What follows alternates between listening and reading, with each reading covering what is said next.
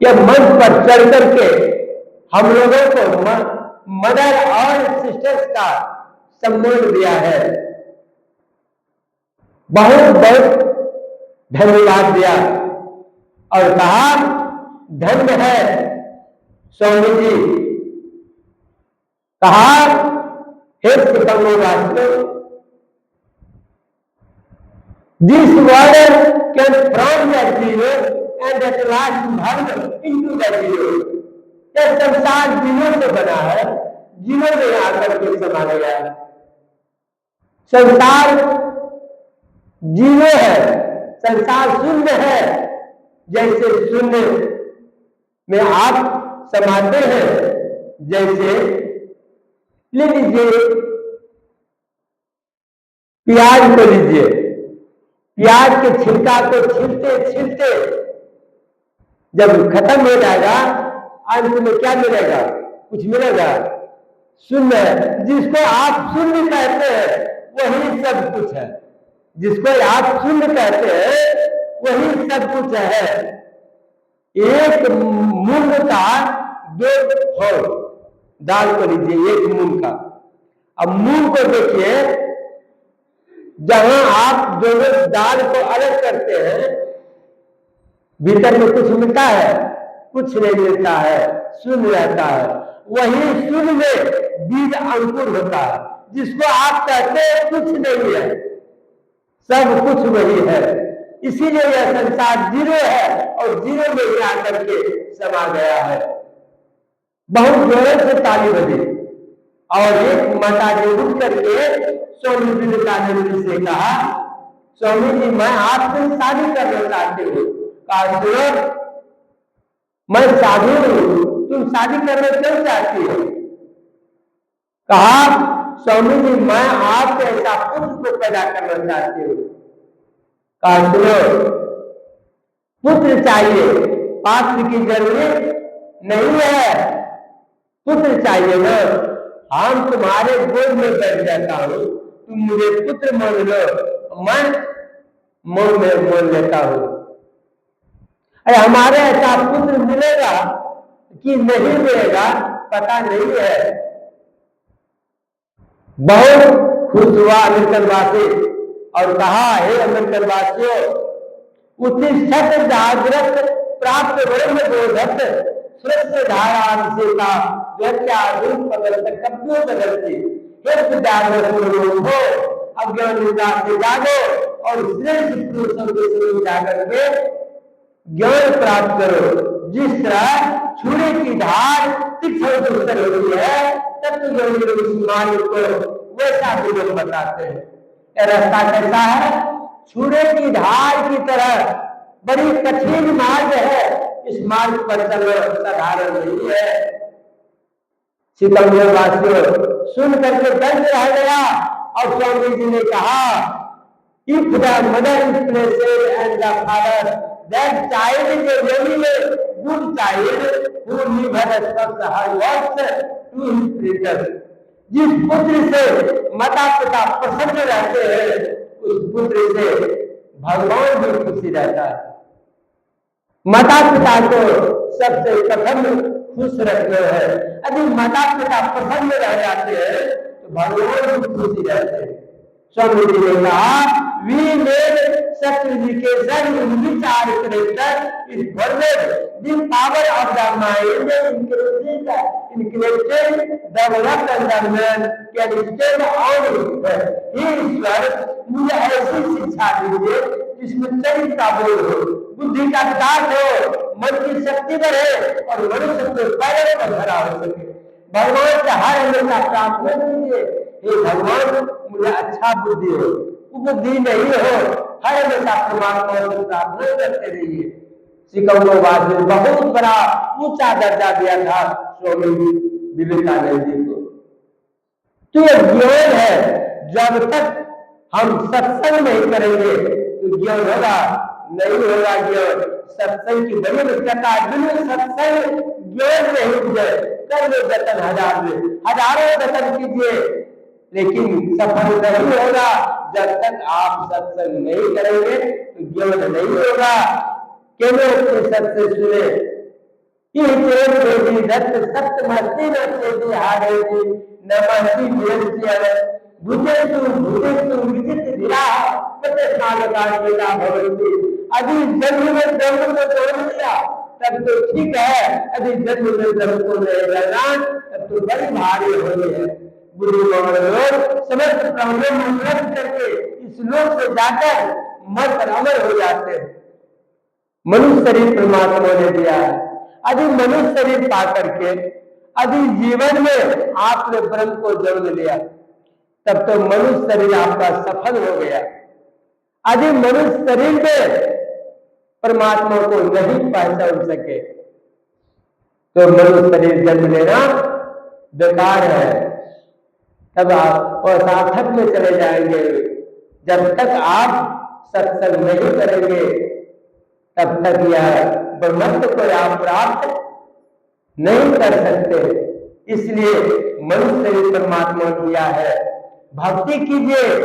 यदि थोड़ा सा भी आप भक्ति करते हैं तो कहा मनुष्य शरीर मिलेगा, दूसरे शरीर नहीं जाइएगा। जब भी मिलेगा मनुष्य शरीर मिलेगा। भगवान कृष्ण अर्जुन को गीता में समझाते हैं, गीता से हे अर्जुन नेहाभिकर्मणो अस्ति प्रतिवायो न विद्यते स्वस्वभावस्य धर्मस्य त्रायते मातु भया। हे अर्जुन, थोड़ा सा भी आप भक्ति करते हैं तो मोहभय से बच जाते हैं। मोहभय मनुष्य शरीर के अलावा अन्य जोड़ी में चला जाना सबसे बड़ा यही भय है। कितने सुंदर शरीर दिया परमात्मा ने, यदि यह शरीर को छीन करके गधा कुत्ता के शरीर में दे देगा कितना तकलीफ होगा। आप विचार कीजिए, गधा कुत्ता को कितना तकलीफ है, बैल को कितना तकलीफ है, कितना कष्ट है, वह कष्ट आपको झेलना पड़ेगा। यदि मनुष्य शरीर में आपने भक्ति कर लिया पुनः मनुष्य शरीर मिलेगा और मनुष्य शरीर पा करके भक्ति प्रारंभ कीजिएगा और जब तक भक्ति पूरा नहीं होगा तब तक मनुष्य शरीर प्राप्त होगा। इसलिए कहा ते तन भुक्त्वा सर्वलोके के विशाल छीने हुए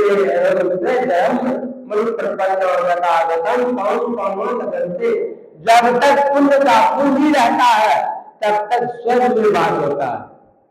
अब पुण्य का पूंजी खत्म हो गया, स्वर्ग से आपको फिर मृत्युलोक करना पड़ेगा और यहाँ आकर के श्रीमान कुल में जन्म होगा, धनवान कुल में जन्म होगा।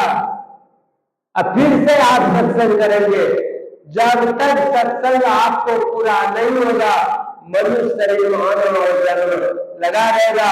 जिस भक्ति पूरा हो गया उस दिन आवागमन का चक्र छूट जाएगा। सबसे बढ़कर के दुख यही है, आवागमन सब दुख बुझा है नहीं जगने कोई। इसके निवारण के लिए भक्ति करनी चाहिए। यही आना और जाना का जो चक्र है, इसी चक्र से छूटने के लिए लोग भक्ति करते हैं। ये रात दिन जो भक्ति करते हैं सबसे बढ़कर के यही चक्र है, आना और जन्म का चक्र है। कहते हैं कि 10,000 बिच्छू का डंक मारने का जो शरीर में दर्द होता है उतना दर्द होता है बच्चे को जन्म लेने में, और मरने के समय में भी वही 10,000 बिच्छू का दर्द मारने का जो शरीर में दर्द होता है उतना दर्द होता है शरीर को जोड़ने में। कितना कष्ट है, विचार कीजिए। एक बूढ़ा व्यक्ति को देखिए कितना कष्ट हो रहा है। शरीर बूढ़ा होगा समझ लीजिए उतना कष्ट होगा। एक व्यक्ति ने एक बूढ़ा से कहा, कहिए बाबा बुढ़ापा का क्या हाल है? कहा बाबू मत बोलो, बूढ़ा का हाल बूढ़ा ही बता सकता है, जवान को क्या पता होगा कि बुढ़ापा में कितना कष्ट होता है पता बुढ़ापा का कष्ट जवान को नहीं। 2, 4, 5 बच्ची आ रहे थे। एक बूढ़ी माता एक चौबटिया पर कुछ खोज रहे थे। वो बच्ची सबने कहा कि दादी क्या खोजते हैं? बोले हम तुमको खोज देंगे। बूढ़ी माता ने कहा कि बेटी नहीं खोज पाएगी। कहा दादी तुम्हारा आंख जो है ना पुराना हो गया है, तुमको तुम्हारा नजर जो है मोटा हो गया है, इसलिए बोलो हम खोज देते हैं। बूढ़ी माता ने कहा कि बेटी मैं तुम्हारे ही जैसा हंसते खेलते थे, वही खोजते हैं वो जमुनी कहाँ चला गया, वही जमुनी खोजते हैं वो जमुनी कहाँ गया, खोज सकेंगे? कितना खुशी थे बचपन में, अभी देखिए दौड़ करके कहाँ आ गए, और देखेंगे आगे चल करके कहाँ चले जाएंगे। वही खोजते हैं कि वो जमुनी कहाँ चला गया। एक ना एक दिन शरीर जाएगा, लेकिन कुछ करके जाना है। कबीर साहब ने कहा कभी सो धन संचय जो आगे का हो, सिर चढ़ाए जाकर देखा को, ऐसा धन जमा करो कि जमने के समय में 60,000 कुछ 7 जमने वाला है, कुछ 7 जमने वाला है, नहीं है। ऐसा धन जमा के साथ में जाएगा। एक महात्मा जी ने एक लड़का को कहा 1 रुपया का सौदा यह का, 1 रुपया का सौदा वह का, 1 रुपया का सौदा न यह का न वह का। बाजार गया लड़का, दुकान में मांगता है दुकानदार से 1 रुपया का सौदा यह का, 100 रुपया का सौदा वह का, 1 रुपया का सौदा न यह का न वह का। दुकानदार को कुछ समझ में नहीं आया, कई लड़का पागल है का नहीं है। समूचा बाजार घूम करके चलाया, नहीं मिला। उसी में से एक लड़का होशियार था, सत्संग कर किया हुआ था लड़का, सत्संग में आता जाता था, ज्ञान था। का बाबा दीजिए रुपया हम सामान ला करके देते। ले गया 1 रुपया का गरम गरम जिलेबी खरीद लिया। 1 रुपया महात्मा जी को दान कर दिया। 1 रुपया जुआ में हार गया। कहा बाबा लीजिए, मैं सौदा लेकर के चले आया हूँ। कहा बाबा 1 रुपया का सौदा देख रहे, गरम गरम जिलेबी है। 1 रुपया इस महात्मा जी को मैंने दान कर दिया, वह सौदा जो है वही का हो गया। 1 रुपया जुआ में मैंने हार गया, नहीं लहर का नहीं बहर का। देखिए जो आप दान करते हैं वह वह का सौदा हो गया। जो साथ आपका गया वह जाइएगा न, आपका लिखा पर ही है क्या आप दान किए, किस चीज में आप खर्च किए। इसलिए कबीर साहब ने भी कहा मैं तो आन पड़ी चोरन के नगर सत्संग विरोध यात्रा से। इस चोर का नगर किसको कहा? इस शरीर जो है ये 5 तत्व का यही चोर का घर है। जो सत्संग से मन को चुराते हैं उसी को कहा गया चोर का नगर। मैं तो आन पड़ी चोरन के नगर सत्संग विरोध यात्रा से। सत्संग विरोध जीव जो है, जीव परमात्मा का अंश है, जीवात्मा। यह सत्संग के बिना जीव तरसता है, लेकिन मन जो है, मन सत्संग करने नहीं देता है। मन बड़ा चंचल है, मन ही जो है जो कि आपको सत्संग में बैठने नहीं देता है। इसलिए कहा शब्द का हेरा पटक हाथ से, मुट्ठी भरी कंकड़ से। इस शरीर कितना कीमती शरीर है, इस शरीर को आप व्यर्थ गंवा रहे हैं, व्यर्थ में गंवा रहे हैं। हीरा जैसा शरीर है, जैसे इस संसार में आए वैसे संसार से चले जाएंगे। क्या साथ में जाएगा? कुछ साथ जाने वाला नहीं है। धर्मानुरूपी जीविका धर्मों नारी ग्रहवारे जना पर्वत मार्गे धर्मानुरूपी जीविका। तुम्हारा धर्म यही तक रहेगा, पत्नी द्वार तक साथ देगी, समाज के लोग मकान घाट तक पहुंचा देगा। साथ में क्या गया? कुछ साथ में नहीं गया। इसलिए कबीर साहब ने कहा जीवन में मैंने बहुत कमाया हीरा और मोती, क्या करूं यार कफन में जेब नहीं होते। यदि कफन में जेब होता तो कुछ रुपया लेकर के जाते, उस जाने के लिए थैली बटवा नहीं है। जैसे आए वैसे संसार से चले जाइएगा, कुछ साथ नहीं जाएगा। साथ मात्र यही जाएगा जो आप सुबह शाम सत्संग करते हैं। नित्य प्रति सत्संग कर ले प्यारा, तेरा कार्य सरे सर। जो नित्य प्रति सत्संग करेंगे सारा कार्य पूरा हो जाएगा, ये भी तो भोगी नहीं रहेगा। बहुत लाभ है सत्संग में। इस सत्संग में लाभ बहुत है। तुरंत मेरा गुरु से भगवान से तुरंत दर्शन करवाएगा सत्संग करेंगे तो। इसलिए नित्य प्रति सत्संग कर ले प्यारा, तेरा कार्य करे सारा।